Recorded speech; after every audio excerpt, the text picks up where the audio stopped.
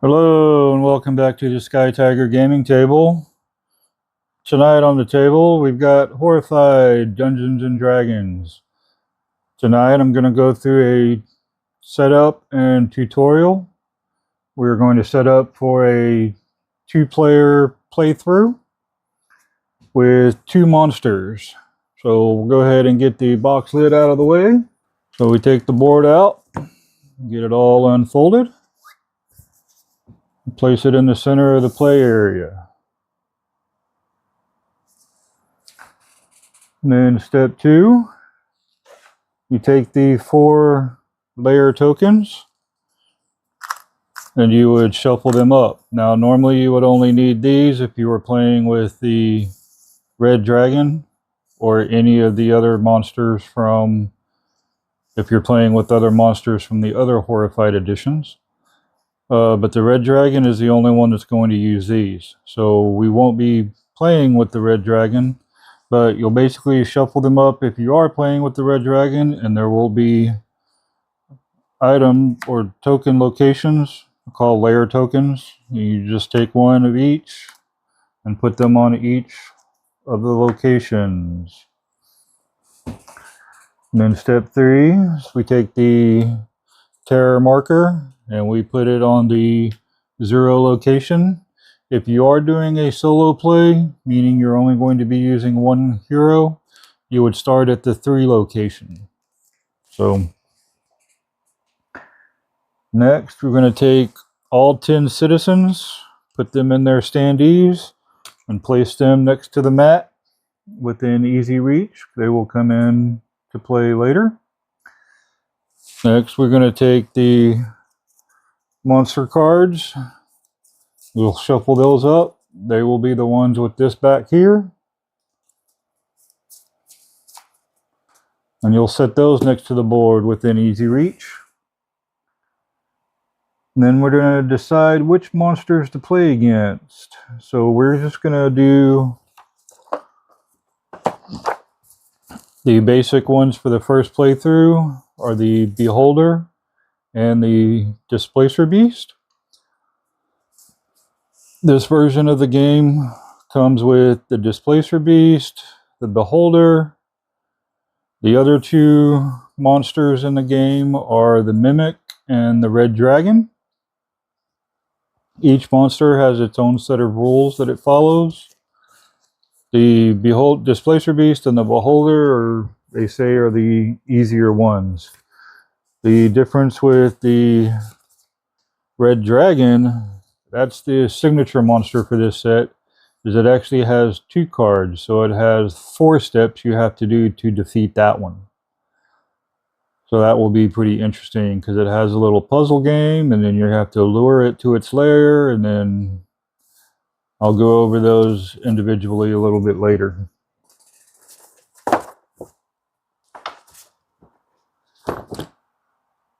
And then we have to follow the setup instructions for each monster you're going to be using. So the setup instructions, they're in the book, but they are also conveniently on the back of the other monsters you won't be using. So the Beholder, you're going to take the Beholder model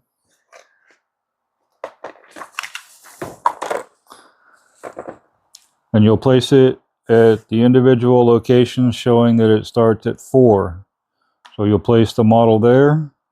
You'll take the 10 markers right here and you will place them close to the board. You will need those when you get ready to play the Beholder or damage the Beholder's eye stalks. And then the Beholder also has an eye reference card, which is this thing right here that tells you what each of the eye stalks do if you're unfortunate enough to roll the exclamation point on a monster turn, which we will go over that. So set that within easy reach.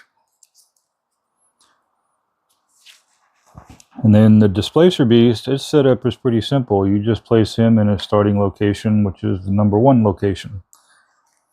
And then the rest of the monster cards can just be returned to the box. We won't be using those anymore this round. And then we put the frenzied marker token, which is this one right here. And you look at the frenzied marker, each monster has a frenzy value. The frenzied marker goes on the lowest frenzy number. And then you will choose between what heroes you want to play.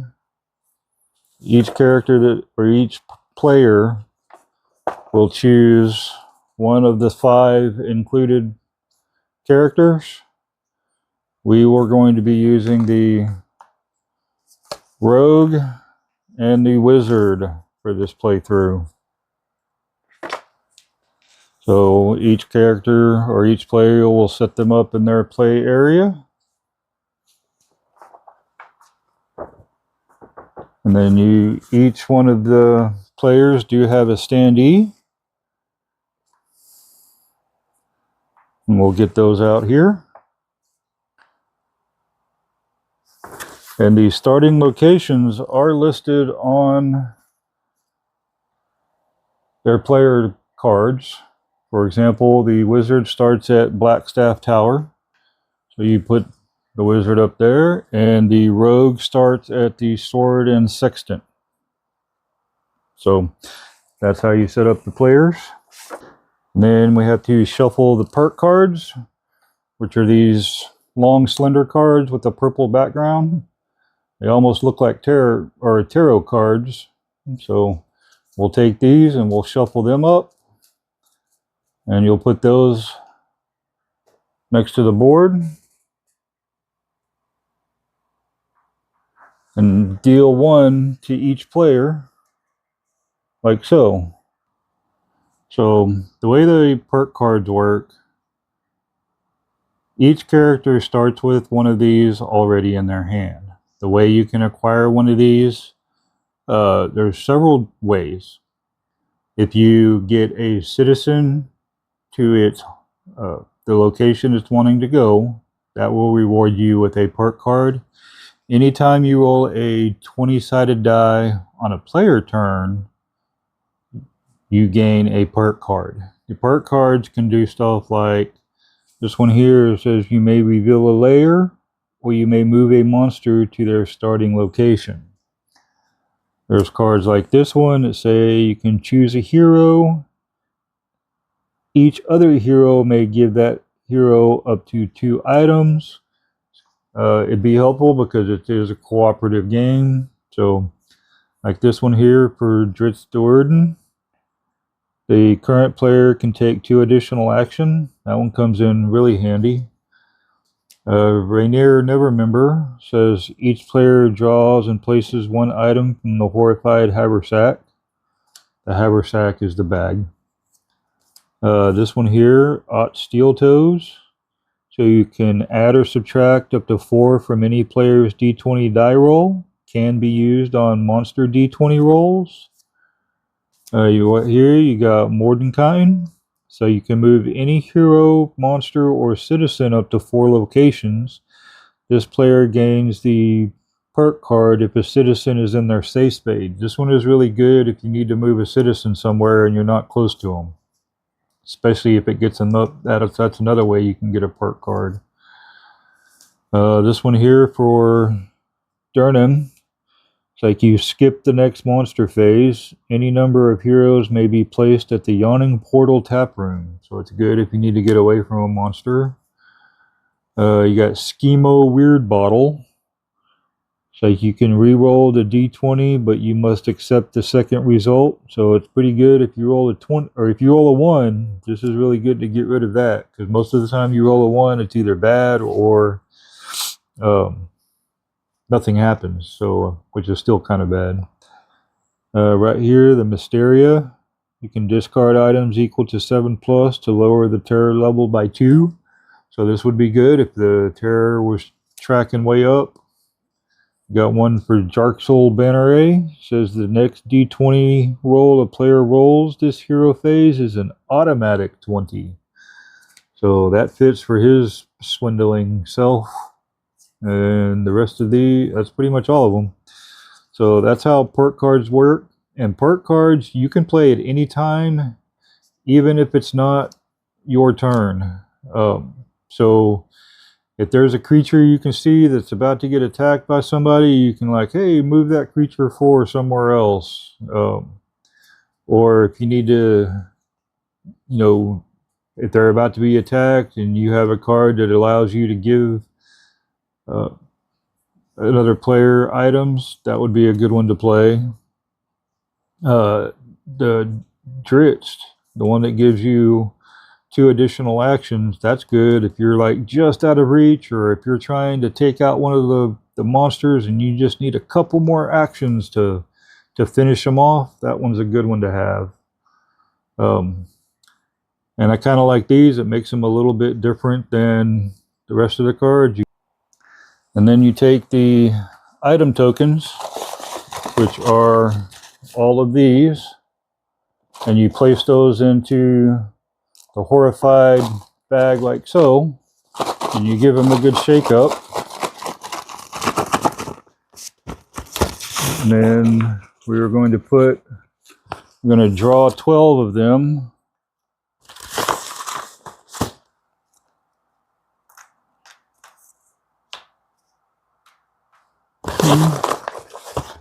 $10, $11, and $12. Then you'll just put the board off, or the bag off to the side. And if you noticed, each one has a location at the very bottom. You just search around the board to find out where they're at. And the items will go into those locations. Dead Man's Corner, and yes, it is possible to get some in the same location as others. Plus, you can still start in the location where your players start.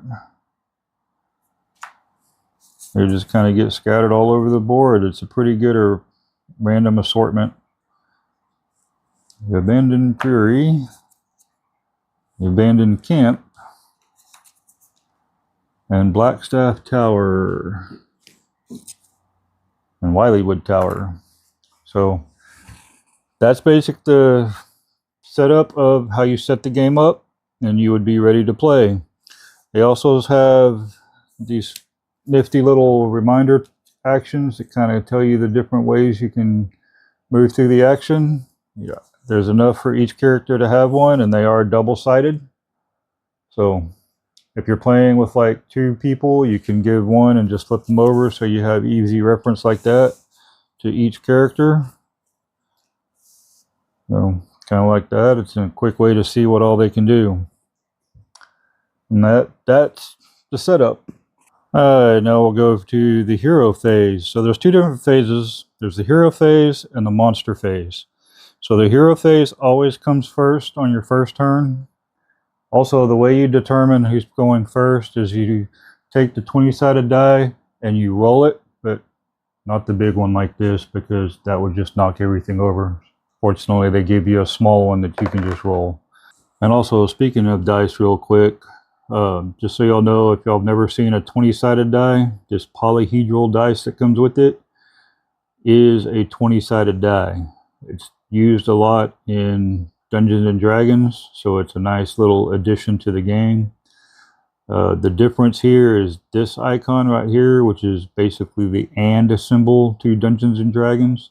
That is considered the 20-sided side.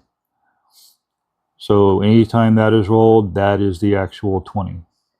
So the die is not going to have a big old 20 on it like this big one would. So this is also one of the bigger dice. So it's not going to have a 20 like that. It does look like this one here. So that's how that would work.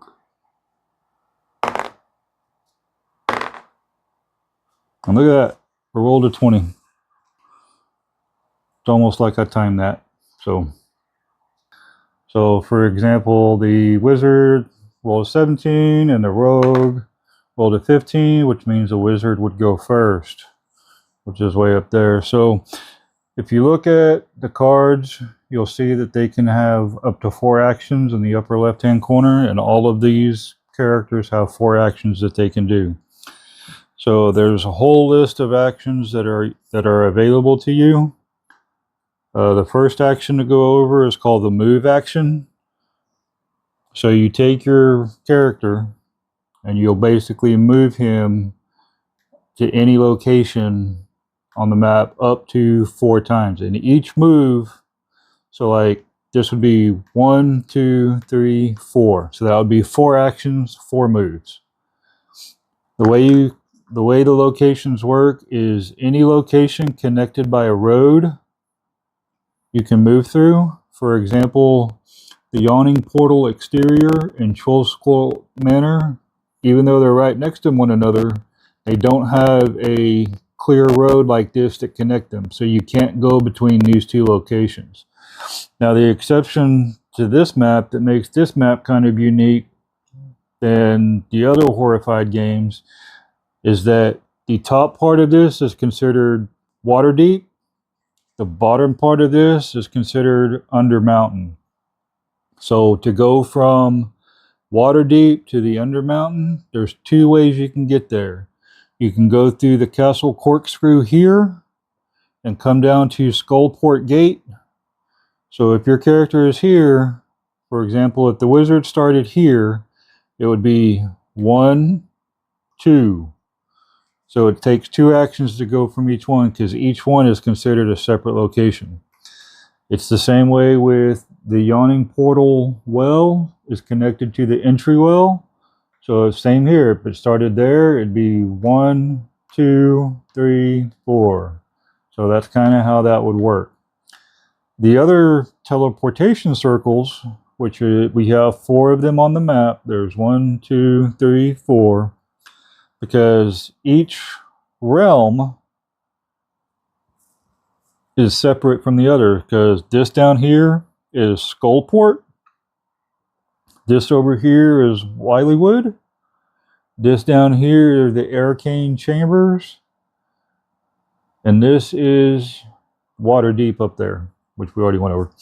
But you can go from any teleportation portal to any other teleportation portal down here. So same like if the rogue was going, you could go 1, 2. I mean, you could even if you started in 1, if you wanted to, you could technically go 1, 2, 3, 4 and wind up right back where you wanted to, but I don't know why you would ever do that. But if you want to go between the realms, that's how you teleport between the realms. So, and the monsters can do the same thing. The only monster that cannot pass up into Waterdeep is the red dragon. So we'll go over movement of them later. But just know that monsters can go. So the Displacer Beast, the Beholder, and the Mimic can move freely between these portals. The dragon can move freely between the teleportation circles, but cannot go into the city, because you can see there's a little reminder there saying, hey, the dragon can't go this way, because the dragons follow signs, because that's the rule of law. You see a sign that you can't do it, you have to follow it, right? So that's how the move action works. Now also, let's say if it was later in the game and there was a citizen on the board with you. For example, if the wizard was up there with the citizen, because the citizens are always trying to get to a certain area on the map. And we'll go over the monster cards that show that. So for example, this one here, the Arnax, he would start at the abandoned camp, and once you got him from the abandoned camp, and he wants to go, you look at the bottom of theirs, he wants to go to Enghorn Tower, which is up here. So anytime you do a basic move action and you are in the same location as a citizen, and it's any number of citizens, so like if somehow you got all 10 citizens on the map in the same square, you'd take all 10 with you and you would move them just like you would yourself. So it'd be 1, 2, 3, 4. But you would want to go like, since you're trying to get him up there, it'd be 1, 2, sorry. 1, 2, 3, 4, 5, 6, 7. So it would take 7 moves just to get him to where he's going. So that's how that works. And I'll go over more of the citizens a little bit later and how you can earn perk cards by doing that. By getting the citizens to their location. The next thing you can do is if you're in one location and a citizen is in the next one, the next action is called guide. You can guide one citizen to or from an adjacent location, which means you can spend one of your actions to say, hey, citizen, come here, and he comes over there to you. Or you can tell him, like if you didn't want to move over there, like if you're trying to go that way, but the citizen's home location is over here, you could say, okay, I'm going to guide you over there with one of your actions, and that would complete it. Even though you're not in the location, as long as the citizen gets to their desired location, you would fulfill that requirement and get a perk card. And we'll go over perk cards a little bit later. The other thing you can do is pick up. So all these items that are on the board, you will pick them up because you will need those to defeat the monsters. It's kind of a requirement. And you can do one action to pick up all items in an area. So let's say the rogue was over here at Wileywood Tower with these 2 items. You use one action and you can pick up both items and just put them next to your location over here. And then you can move to another item and you can move to another one. So that's kind of how they work. And it doesn't matter how many items are in a location, you pick up all of them using one action. Now, if your characters are in the same location with one another, you may share. So that's another action. You can share items between heroes. So like if I picked up this lantern and I had it on the rogue, I could use, and either one of us, like if it was the rogue's turn, he could use an action to give one to the wizard if it needed. Or so on and so on. Either way. Or if the wizard had it and it was my turn, I could be like, hey, can you share an item with me? And then you can share back this way. Because it's items between heroes in your location. So as long as the other player okays to the trade, then it's good. And it's not technically a trade, it's just giving. So, or sharing. The next action you can do is called advance. Advance basically means you're advancing a challenge by using a specific item at a specific location. So, for example, to defeat a displacer beast for step 1, you have to be in the same location with the displacer beast, and then you have to use a 1, 2, or 3 item, because all these items have strength values, and you would take and do an action to say that one action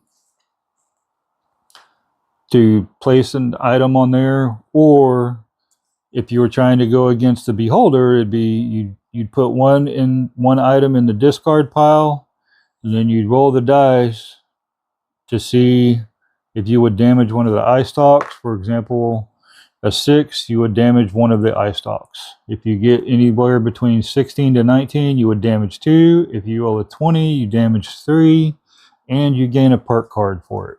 So,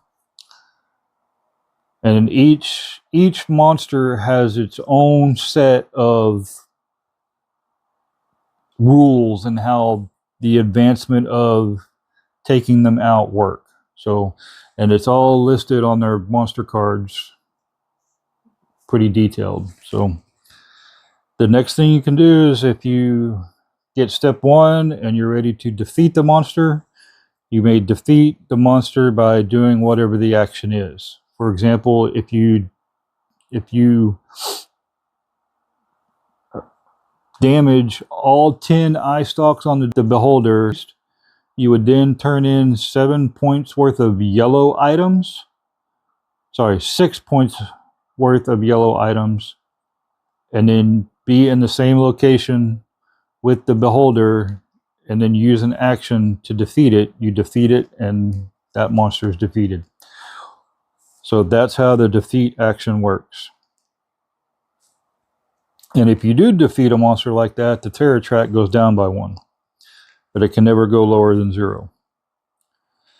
The special action, as noted on your hero tile, now this is the special ability that characters have in this game. So you can use one of your actions to roll a d20 and do whatever it is on here. For example, if I roll a d20 for the wizard and get a 12, I can look up here and it says roll the d20, move any hero to that location. Okay, well then you would roll the d20 again and it'd be 17. I could say, you know, move the rogue to location 17. And that's how that kind of works. And then they're different for each character, and it all kind of makes sense with the characters that they have. Like the rogue is like a thief; he wants to steal all the items, so most of his have to do with items. The wizard mainly has to do with, you know, moving characters around the map or moving to any location. It's like they're teleporting around the board. That's kind of their thing. The other action you can do on your turn is to reveal a layer, and to reveal a layer, you have to turn in 3 points worth of items, or put 3 point worth of items into the discard pile. You have to be in the same location, and you only have to be in the location where the tile is. So once you do that, you flip it over. If it's what you're looking for, it's what you're looking for, but it's very possible that it could be nothing. Like this one here, that the and symbol is considered nothing. There's only 2 that are layered, the other 2 are blank. So it's entirely possible you spend the whole time looking for the layers and turn up nothing. So, and that is the hero phase. So once you do the hero actions, then it would go into the monster phase. The monster phase would then be you draw a monster card, and then you draw however many items from the bag. So for example, this one is a 2. You would take 2 items, draw them from the bag, look at the bottom of the tiles and place them on the board. So like this in the Enghorn's Tower, and this one is for the obelisk of the eye, which would go over there, and that's just where the items go. And then for the monster action, you read the description. It says this is a monster action, so it'd be elusive displacement. And then you read the special thing that it does. So it says for each blue skull monster, roll the d20 and place that monster in the indicated location. So here you would be looking at your monsters to see which monsters have the blue skull. Right now, the Displacer Beast is the only one with the blue skull. So you would roll the d20, get 18, and then the Displacer Beast would move to 18, which is way over here, and you basically just place the monster there. And then the way you read these is if the frenzied icon has an X drawn through it, you don't move the frenzied monster. Then you look at the icon next to it. If it's a shield or whatever it is, it could be a shield, it could be a wizard hat, it could be a book. You just look over here at the traits that each monster has. So for example, this is the red shield. You look at the monster, so now the red shield, and we'll move the wizard up here, and we'll move the rogue right here for this example. So whatever the foot is here is however many locations the monster is going to move. So for example, and I'll do this example first. So you go 1, 2 to whoever the closest monster is, and you count it up. So like from here it'd be 1, 2, 3 to get to the rogue, and for here it'd be 1, 2, 3, 4. So the rogue is closer, so that's who you would want to try to get closest to. So you would go 1, 2, and then because there's no citizen there and there's no hero there, then that's it. You wouldn't attack. But if the rogue was in this location, then you take the 3 included 6-sided die, and however many numbers over here, you roll that die and you do the thing. So here, and the way this works is there's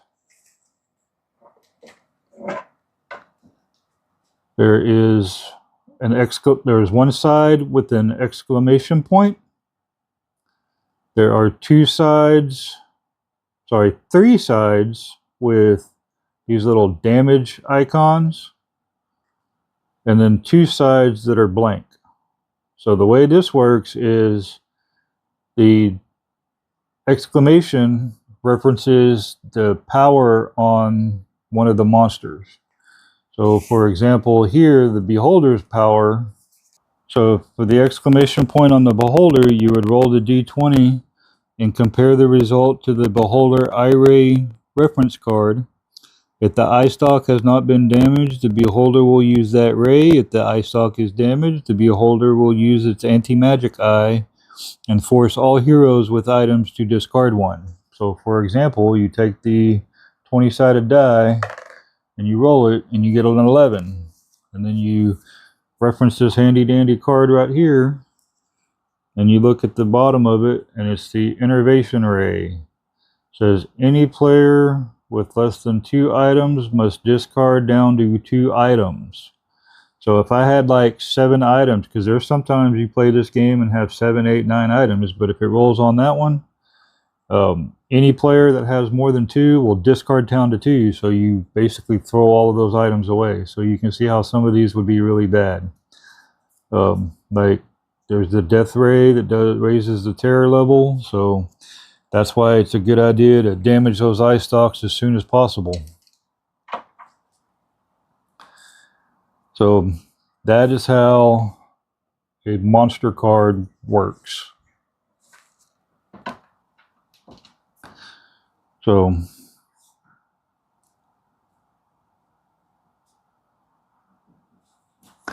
then the other kind of card that you can do, like I was referring to, if you do one that is a citizen, for example, Aranax, you take his token and you'll put him wherever the start says. Like earlier I showed you, he starts at the abandoned camp.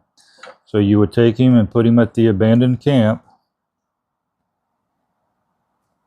and then you would have to take him to wherever the bottom of his standee is wanting to go. And they're all different. So for example, if you chew the card with the Black Viper, he would start in Troll Skull Alley, but he wants to go to the abandoned camp. So that's how those would work. And this would also tell you the difference between, if you look at the bottom of these two, you can see that both the frenzied and the shield monster would go at the same time. Now, there might be a possibility where you would get a frenzied and then an icon that does not relate to any creature that is in play. You would basically just ignore this icon. So for example, this one, you would only move the frenzied monster, and you would not move any creature because of that one. Now, say for example, we had this one and the frenzy was on the beholder, then the beholder, because he would be the frenzied monster and the shield monster, he would activate twice. So he would move up to 4 spaces and attack twice. If it was already in the space where a character is, he would attack that character twice. Now, if any character was more than 2 spaces away at a time, so you do each one of these separately. So for example, the first time he would move as a frenzied monster, he would move 2. So he would go 1, 2, and then now activation would be over. And then the next time he would move one, and then he would only attack one time right there. So he would not attack twice because he was not able to get there the first time. Now, if he was here and then moved one, he would then attack and then attack again. So that's why sometimes it's good to be far away from creatures, but at the same time, to defeat the creatures, you have to be next to them. So, and that is how monster tiles work. So you have to read each one of them carefully because it might alter how things work. So, for example, and here, this is another good example. This one here says place each treasure chest monster in a lair location closest to them. Well, we don't have one, so that you would ignore it. And then there might be times where you wouldn't do any of them. See if I can find one real quick.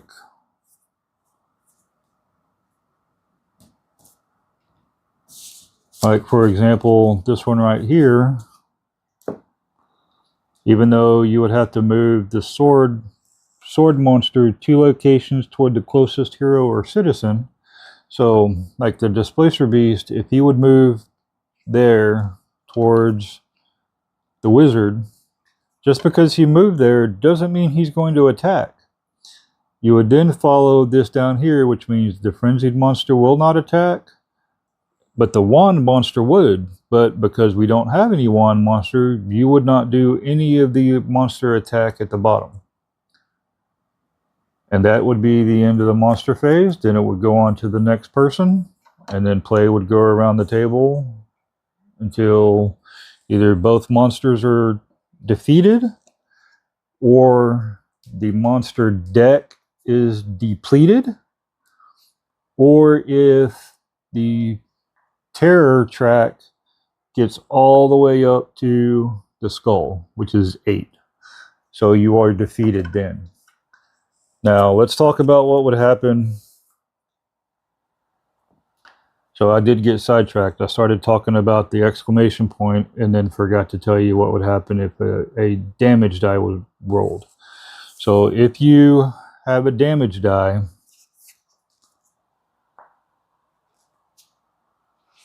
then you would take a damage. And the way the damage works is you don't have hit points, but your items that you would have count as basically your hit points. So you could do one of two things. If you wanted to keep your items because you needed them to do a thing, you could take the wound, you would remove your character from the board, you would have to move the terror track up 1,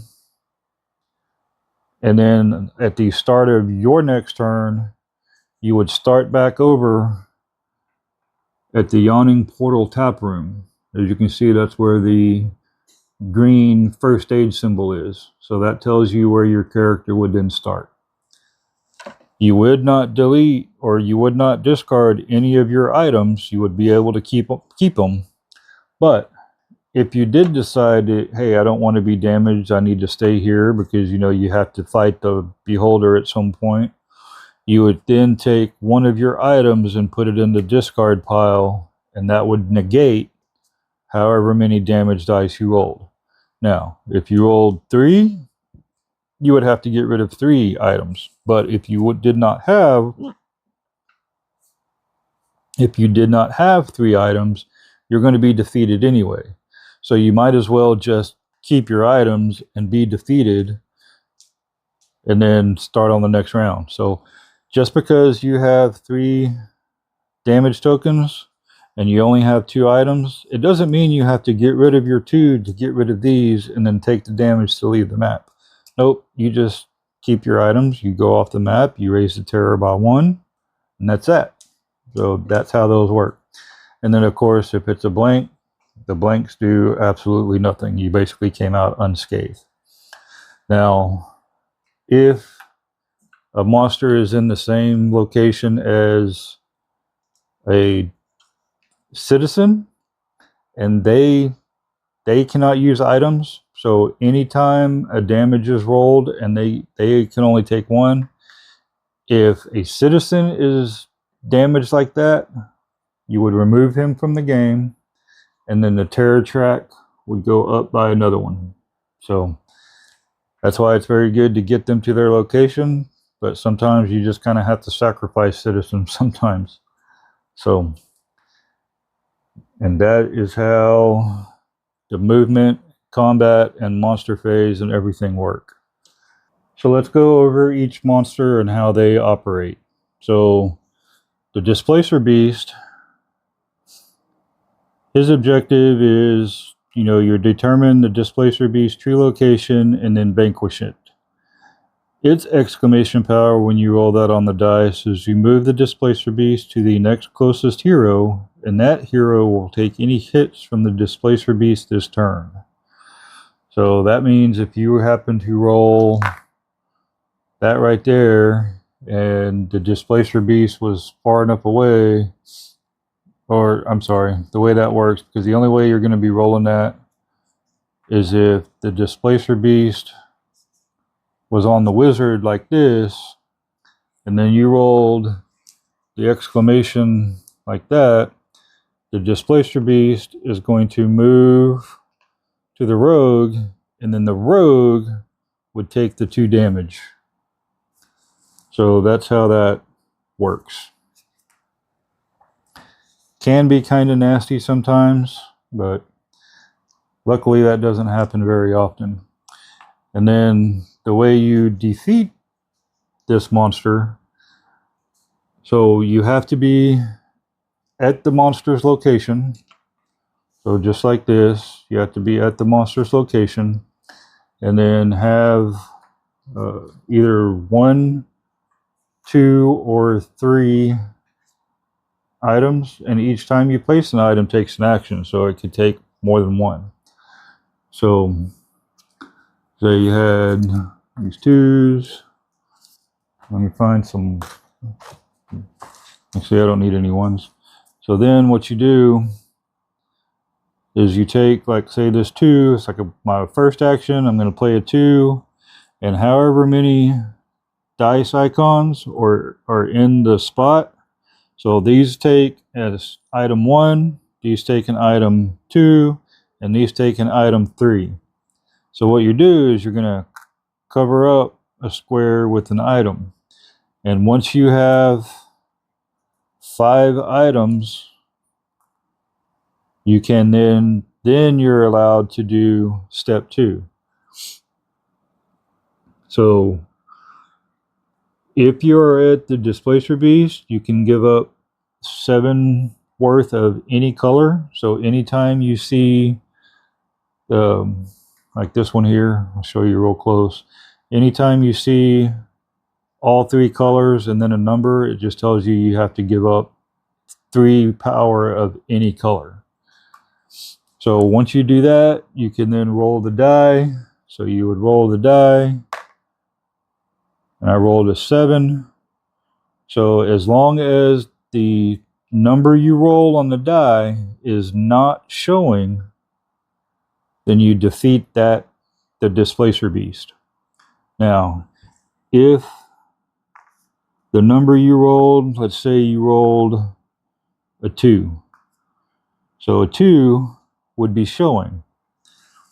So if you roll the die and the number is showing, then you would take one of the items on the mat and you would move it to another location. Now, if you rolled a 1, like I said, most of the time when you roll a 1, that would be pretty bad. You would discard a placed item, which means you would have to take one of these items off the board and discard it to the discard pile, meaning you would then have to go and get more items to fill that space back in.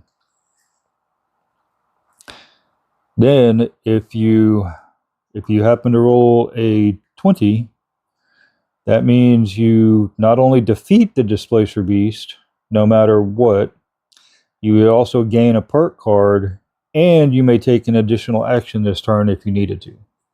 Granted, if it was the last monster, then you wouldn't need to do anything else, but you could still do something else. And that's how you defeat the Displacer Beast. It's kind of one of the easier ones to defeat. Now, for the Beholder, the objective for the Beholder is to damage the Beholder's eye stalks and then blind its central anti-magic eye to defeat it. Its exclamation point power is to roll the d20 and compare it. I made a similar to that one. The way you have to defeat this one, you discard an item, you roll the d20, and depending on what you roll, if it's a 1, you just flat out miss, which is, typical for rolling a 1. If you roll a 2 to 5, you damage one of the eye stalks of your choice. If you roll a 16 to 19, you damage up to 2 eye stalks of your choice. And if you roll a 20, you damage 3 eye stalks of your choice and retrieve the item you discarded, and you gain a perk card. So, and the way you damage the eye stalks is you just choose which ones, and you can look at the Beholder reference card and kind of see which one is nasty, which one is the worst, which one do you want to get covered up first. So, and then once you have all 10 covered, I mean, if you're lucky and roll a 20 every single time, you can cover them up pretty quick, but it could take you 10 items to do that.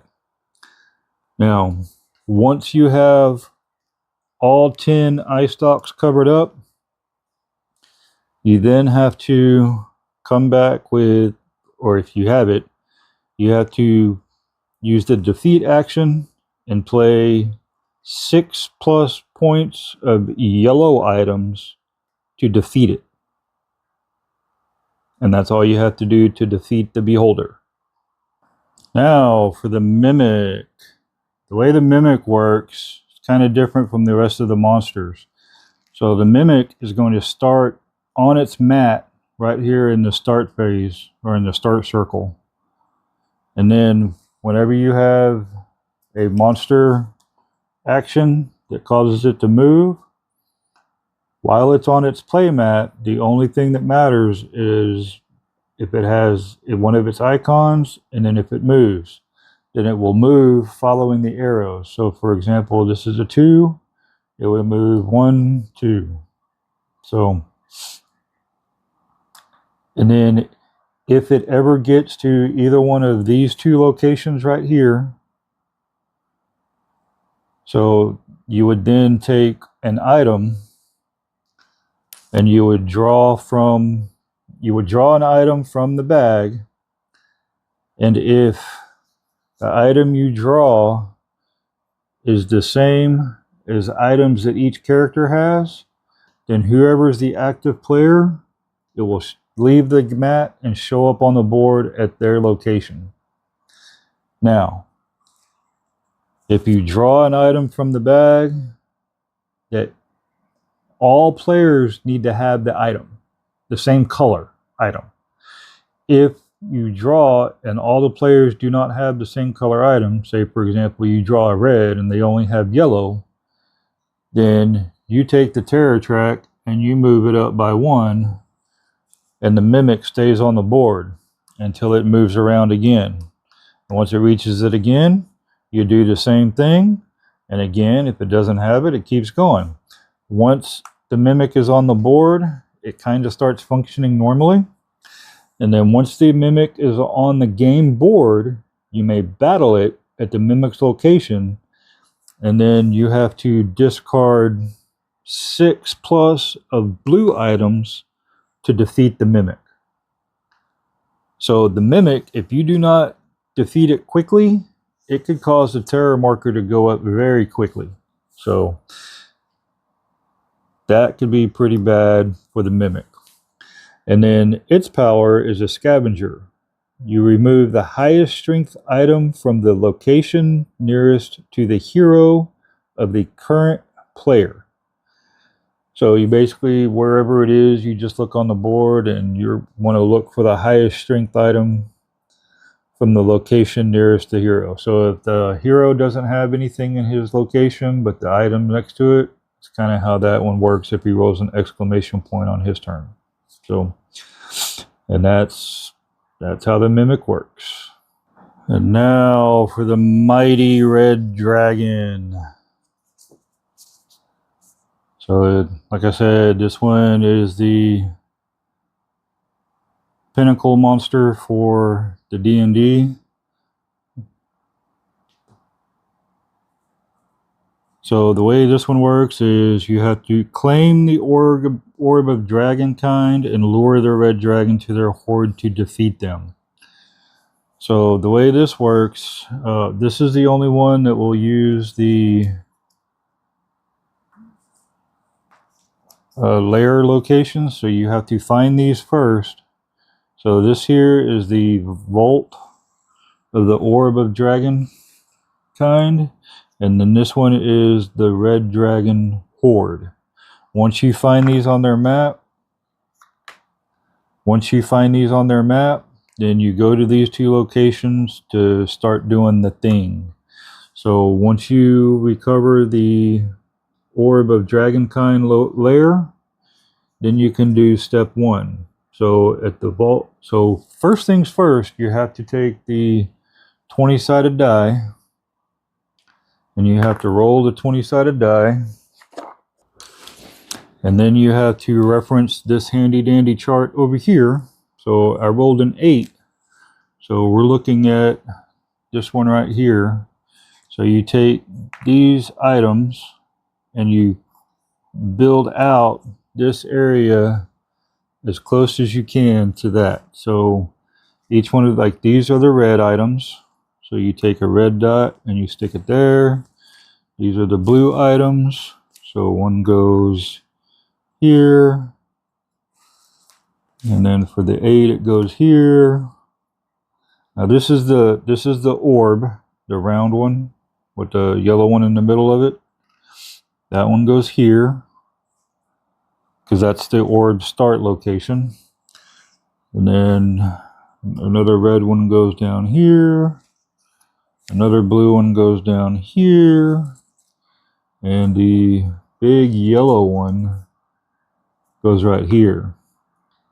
So now, when your character, for example, is at a location where the lair is, then you discard an item, and then you can move any number of those items out of the way. So it's like a slide game. So you discard an item, like let's say you discard a blue item, you can slide this one down here. And then on your next turn, you discard a red item. You can slide this one here, you can slide this one here, you can slide this one here. And then you can discard on the next item, you discard a yellow one. You can slide it or move it or all the way around over here, however you wanted to do it. Then, yeah, sliding can be difficult at times. So like if you play another red one, you can slide this way, and then play a yellow one, and then play another yellow one, play 2 blue ones.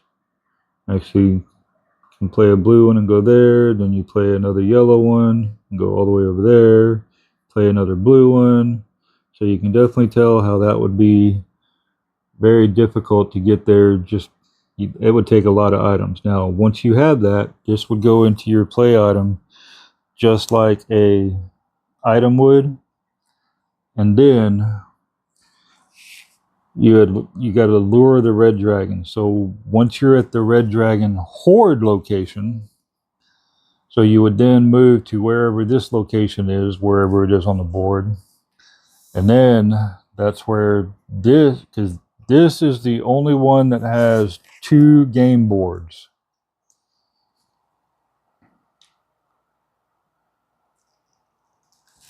So at the red dragon horde location, You have to use an action to draw one item from the Horrified Haversack.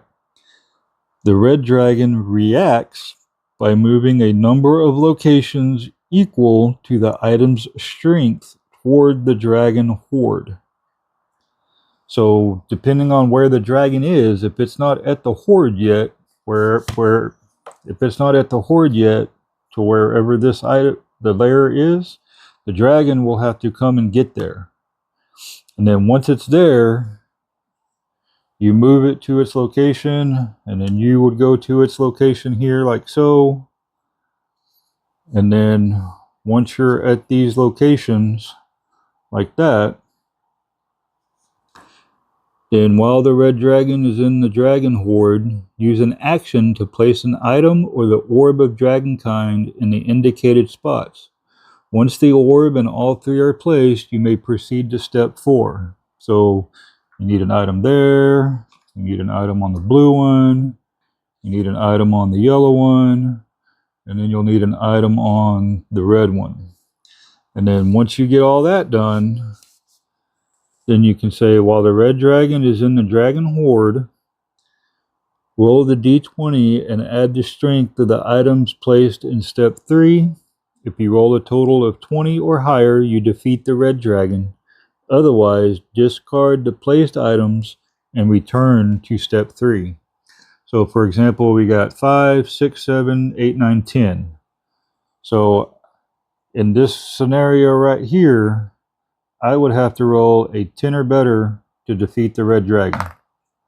So I rolled a 13. That means we would defeat the red dragon, and then we would win the game. Because normally the red dragon is going to be the last one, but you never know. But you at least defeat the red dragon, you move the terror down by 1, and you keep playing if there's more monsters. So that is how you defeat the red dragon. So you can tell just by how many times I had to move these tiles, and then you have to move the dragon to get him there. You have to get more items to fill out the spots. And then if you fail at any point, you have to kind of start over. And then you only have 30 monster cards worth of, basically that's 30 turns. Now, there might be a perk card or something that might expand that 1 or 2 turns, but you have to do it pretty quick. You have to be pretty quick about them, otherwise you won't make it in time. You'll run out of time. So that's why if you want to be real challenging, you can try 3 monsters, or you could even mix and match with the signature monster from the other ones. Like, it'd be pretty crazy if you tried to do the red dragon and try to play it at the same time with Cthulhu from the world of monsters. That would be pretty insane to try. But that's how you defeat the red dragon.